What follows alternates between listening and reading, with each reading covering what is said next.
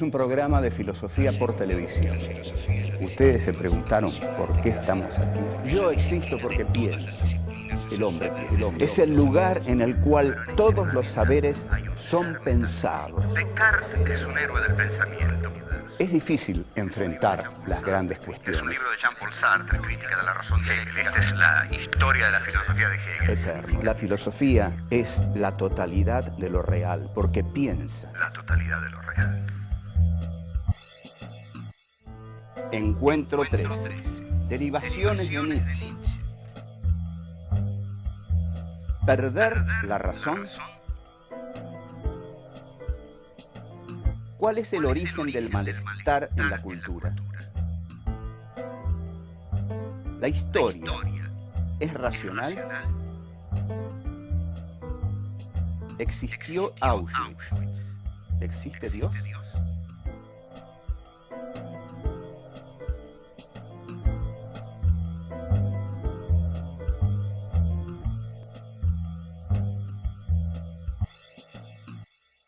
Estábamos en Nietzsche, y estuvimos largamente en Nietzsche, y esa negación del mundo suprasensible que hace Nietzsche lo lleva a la valorización del mundo de lo sensible. La valorización del mundo de lo sensible venía en Nietzsche de un estudio que había hecho en su primer libro, El origen de la tragedia, o El nacimiento de la tragedia, sobre el culto dionisíaco. El culto dionisíaco era aquel que daba, digamos, rienda libre, que liberaba los instintos a partir de la magia de la fiesta de la embriaguez.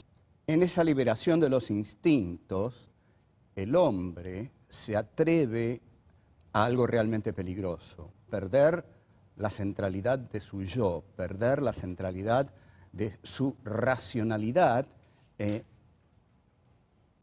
y entregarse al mundo de lo instintual, de lo instintivo. Lo dionisíaco, de este modo, es toda una cultura a la que hay que atreverse, porque en ella lo que se gana es mucho, pero lo que se pierde también es mucho. Lo que se pierde es la razón.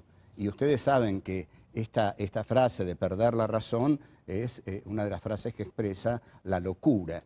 Entonces, la fiesta dionisíaca es la fiesta de lo instintivo y la fiesta del sofocamiento de la razón.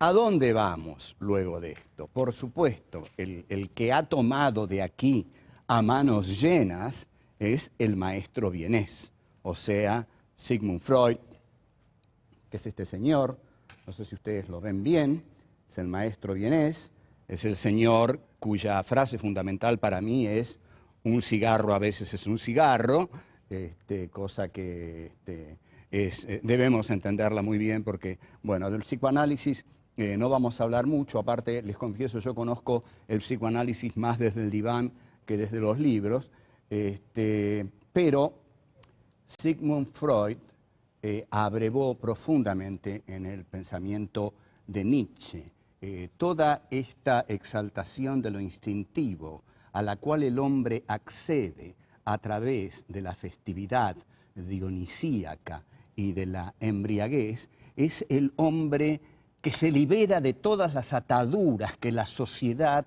le ha puesto. La sociedad ha maniatado a los individuos para permitirles vivir en ella. Por ejemplo, si nosotros pensamos en el surgimiento del Estado moderno, en Hobbes, en el texto de Hobbes, el Leviatán, ahí todos los integrantes de lo anterior al Leviatán, del mundo anterior a la constitución del Estado, vivían en un estado de guerra permanente y en el cual, en ese estado de guerra permanente, Hobbes define como guerra de todos contra todos y el hombre es el lobo del hombre, homo homini lupus. Como el hombre sabe que es el lobo del hombre, le entrega al Estado su voluntad. Entonces, el contrato consiste en que para evitar la guerra de todos contra todos, todos le entregan al Estado la decisión sobre todos. Así se establece el contrato entre el Estado y sus miembros a través del Estado hobbesiano. Pero ese Estado burgués que Hobbes delinea nace justamente sometiendo, sofocando, maniatando a los hombres, porque si se los deja sueltos, se matan entre ellos.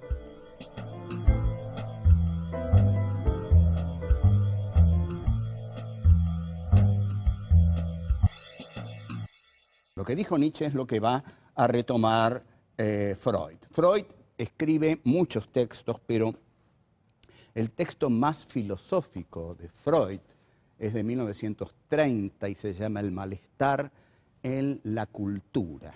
¿Qué es esto de la palabra malestar? Pero antes, otra cosa. 1930, faltan 3 años para que Hitler sea canciller del Reich. O sea, son tiempos oscuros, tiempos, digamos, interesantes, según la maldición china. No sé si ustedes saben que hay una maldición china y que es la peor de las maldiciones chinas y que consiste en decirle a uno, ojalá vivas tiempos interesantes. En la Argentina hemos vivido demasiados tiempos interesantes, es hora de que vivamos tiempos un poco aburridos, pero los tiempos interesantes son los tiempos más terribles, más agitados, más macabros de la historia. Esa era una historicidad muy interesante la que estaba viviendo Freud, era el fin de la República de Weimar, era el fin de Hindenburg, era el ascenso de Hitler al poder en 1933, y ahí, en medio de ese marco indudablemente pesimista, es que Freud escribe El malestar en la cultura. Y este malestar es el siguiente: la cultura, para poder realizarse, tiene que sofocar los instintos primarios, primitivos, esenciales del hombre. Los instintos que naturalmente surgen del hombre, la sociedad los tiene que sofocar, los tiene que maniatar para poder construir la cultura. Entonces, la cultura vive en perpetuo malestar, va a decir Freud, porque la condición de posibilidad de que exista una cultura es que los hombres sofoquen, aten, sujeten sus instintos más primarios, aquellos que harían de ellos precisamente las bestias feroces, las aves de rapiña que Nietzsche tanto admiraba. Para el hombre de la cultura que describe Freud, el dionisismo nietzscheano está sujetado, atado, sofocado. Usted no va a ir a ningún festín dionisíaco. Usted se queda en su casa, va a trabajar, y esto es la cultura se hace así. Entonces, la cultura, dice Freud, se basa en la represión. Todos tenemos que reprimir nuestros instintos para que la cultura pueda realizarse. Se basa en el sofocamiento y hay un instinto que sobre todo es el que va a decir Freud, es el que hay que reprimir, y es el instinto sexual. El instinto sexual es el instinto fundamental que el hombre tiene que reprimir. Ahora bien, todo esto no es algo que no tenga consecuencias. Reprimir todo esto genera la neurosis.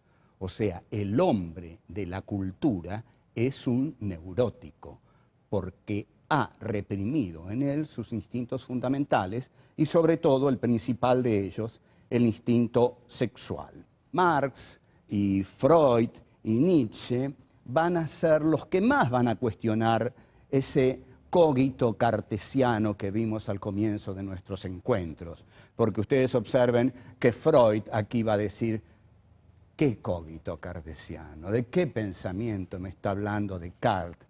Si lo que yo veo es que ese pensamiento hecho razón y hecho sociedad burguesa, lo que hace es maniatar a los hombres hasta sofocar y eliminar en ellos sus instintos primarios, los más ricos, los que harían de ellos seres plenos, vitales, saludables, entregados a la gloria de la vida. Por el contrario, están sometidos al malestar de la cultura, a la vida gris de la cultura.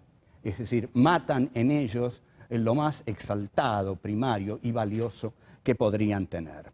Si los hombres, librados a sus propios instintos, se matan entre sí, hay que imponerles la cultura para que puedan vivir juntos. Pero al vivir juntos significa este sofocamiento de sus instintos.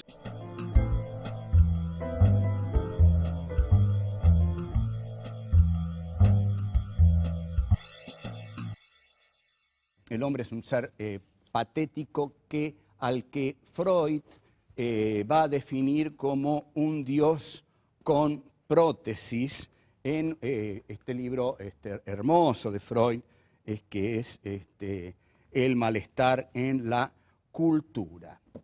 Esta idea de un Dios con prótesis es muy interesante para pensarla actualmente, porque un Dios con prótesis lo que hace referencia aquí Freud es a la técnica. La técnica es la prótesis del hombre. Las prótesis del hombre son justamente los poderosos instrumentos técnicos de los que se vale para devastar la naturaleza, para hacer las guerras, para incluso instaurar los campos de exterminio. El hombre no es una criatura tierna, ama a tu prójimo como a ti mismo. Al contrario, el hombre es una criatura belicosa, con instintos de agresividad muy poderosos, y efectivamente el hombre es el lobo para el hombre. Entonces Freud encuentra dos elementos fundamentales en el hombre, que son el eros y la pulsión de muerte.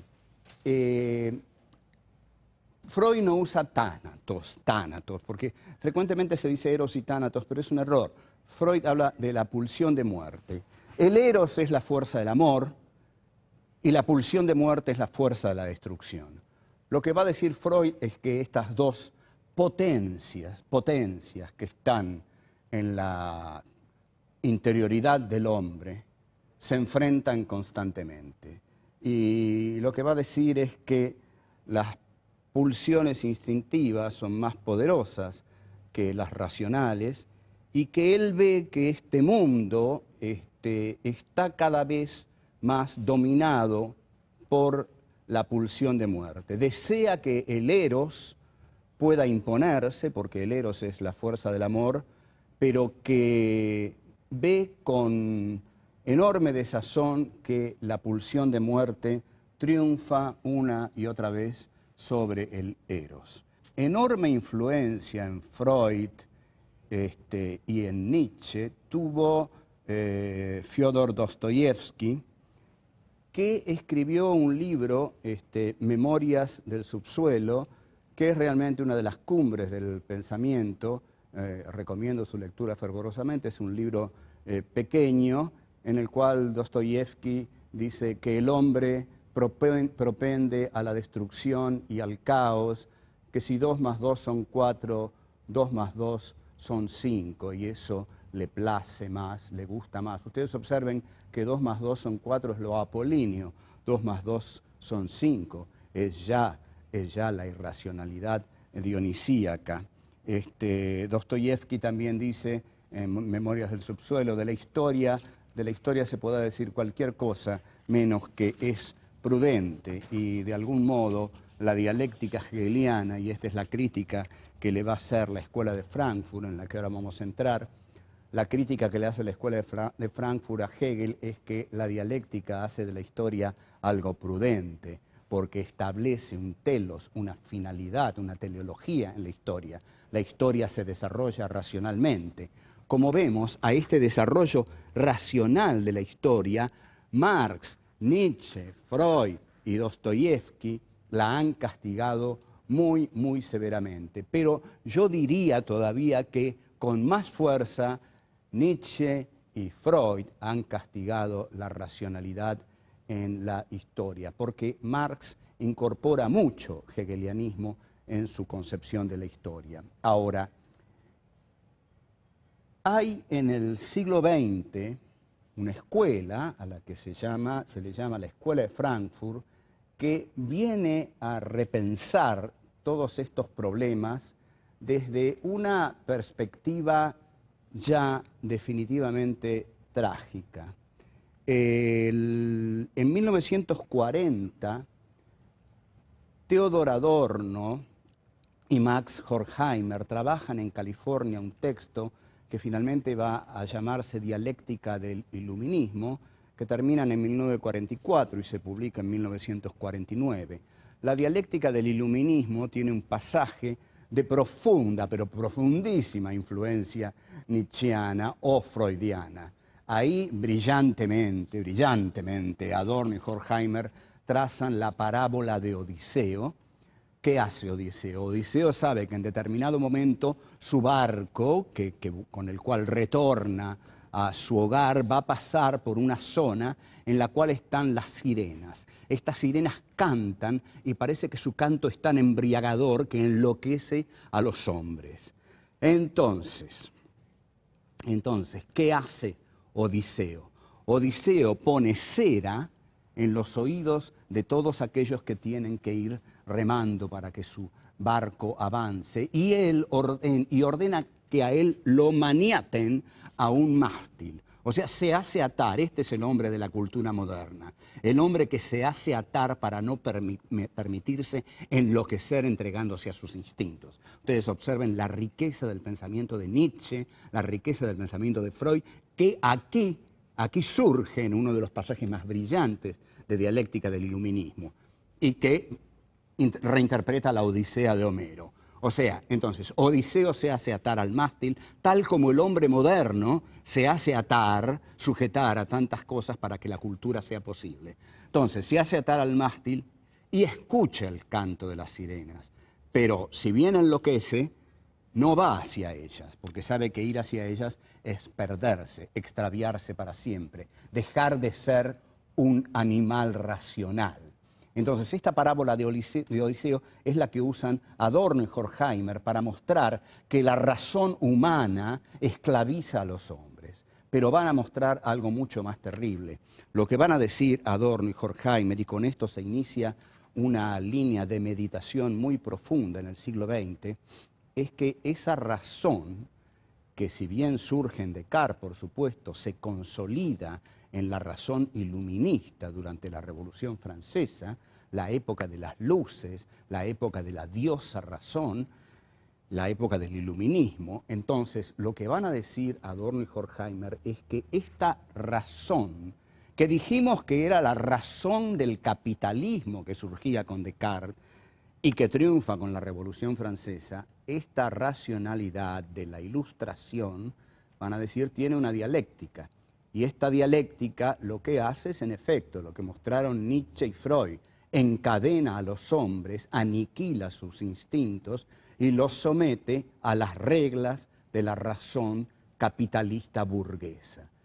Pero, van a decir, esta razón finalmente lleva a un enfrentamiento tan trágico, tan cruento, tan despiadado, que lleva finalmente a los campos de exterminio.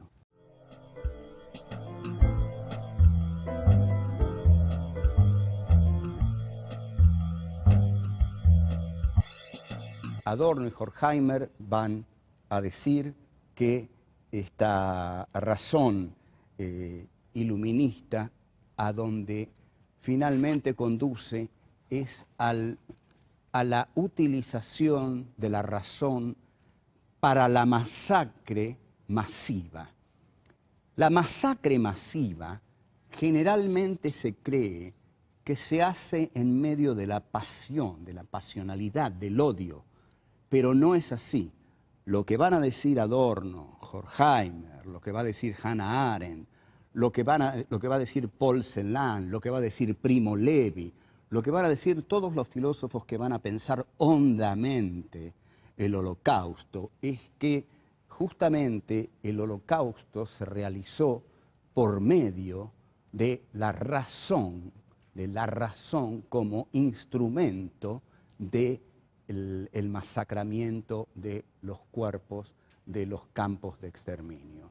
O sea que en los campos de exterminio lo que se explicita ahí es la racionalidad de la muerte, la racionalidad de la muerte. Y Primo Levi, que es un sobreviviente de Auschwitz, que es un extraordinario escritor, que escribió 2 libros maravillosos, Los hundidos y los salvados, y Si esto es un hombre, tiene una frase muy importante que dice: existe Auschwitz, no existe Dios.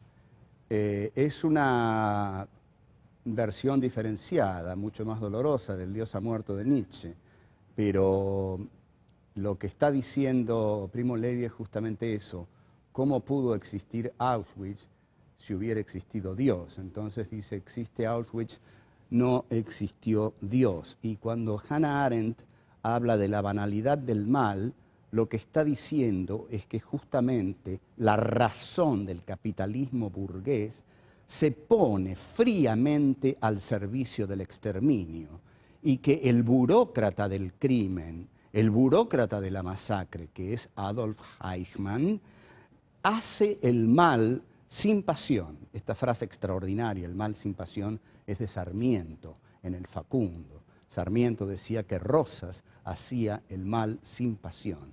Sarmiento era tan genial que fue capaz de anticiparse a este concepto de Hannah Arendt.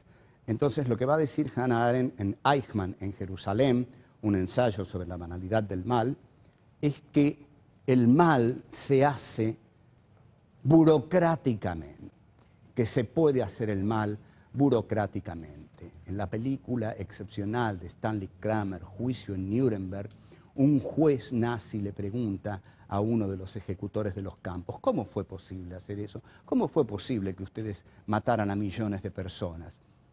Y el verdugo le dice: fue posible, ¿cómo no iba a ser posible? Lo difícil no era matarlos, lo difícil era desprenderse de los cadáveres. O sea, como vemos, lo difícil era una cuestión instrumental, una cuestión instrumental. Entonces, razón instrumental es como Adorno y Horkheimer van a llamar a la razón del iluminismo, a la razón de las luces, que surge con la Revolución Francesa y, según Adorno y Horkheimer, termina en los campos de exterminio. Este texto, Adorno y Horkheimer, y con esto quiero acercarme al final de estos encuentros que hemos tenido de filosofía, el texto Dialéctica del Iluminismo está basado en un texto excepcional de Walter Benjamin, que se llama Tesis sobre Filosofía de la Historia. Y Benjamin tenía una frase que decía, voy a decir brevemente que Benjamin murió en la frontera franco-española, envenenándose, suicidándose, porque el día que llegó para pasar a España y salvarse de la Gestapo que lo venía persiguiendo, España cerró la frontera. Entonces Benjamin se suicidó. La frase de Walter Benjamin, uno de los más grandes pensadores del siglo XX, es: solo por nuestro amor a los desesperados conservamos todavía la esperanza. Yo creo que es así, que tenemos la obligación de conservar la esperanza porque hay todavía demasiados desesperados en este mundo. En consecuencia, no podemos darnos el lujo de la desesperanza.